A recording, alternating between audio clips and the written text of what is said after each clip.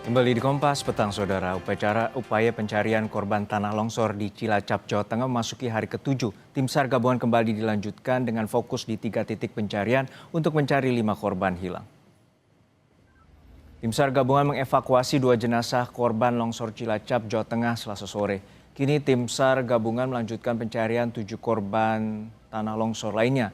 Memasuki hari ke-7, tim SAR akan memfokuskan pencarian di 3 titik, yakni worksite A1, B1, dan B2. Tim memaksimalkan penggunaan anjing pelacak untuk mendeteksi titik korban. Penggunaan pompa air serta alat ekstrikasi manual dan modern digunakan. Selain itu, penggunaan drone dilakukan untuk memantau retakan tanah yang dapat memicu longsor susulan yang dapat membahayakan. Hingga saat ini tercatat 18 korban jiwa telah dievakuasi tim SAR.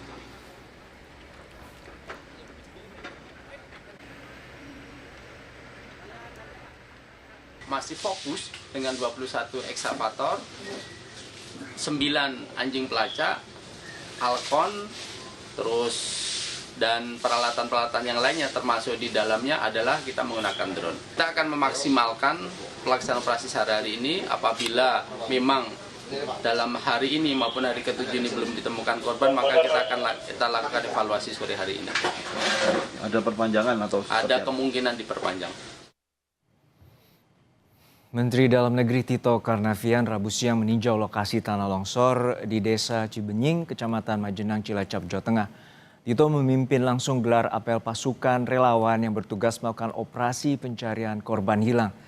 Tito mengapresiasi kerja tim gabungan Basarnas, BPBD, TNI Polri, dan para relawan di lokasi longsor Desa Cibenying. Selain operasi pencarian, pemerintah juga tengah menyiapkan fasilitas pasca longsor, mulai dari tempat tinggal sementara maupun tempat tinggal di lahan relokasi.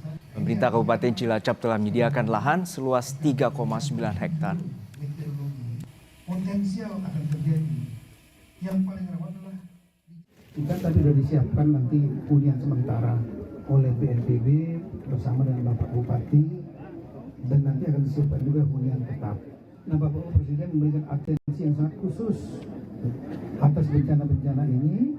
Beliau menugaskan menteri-menteri dan kepala-kepala lembaga itu turun langsung, termasuk saya, Menteri Sosial, kemudian Kepala BNPB, Menko PMK, Menteri PU, semua diperintahkan oleh beliau untuk mobilisasi, ya, semua untuk istilahnya ngeroyok ya.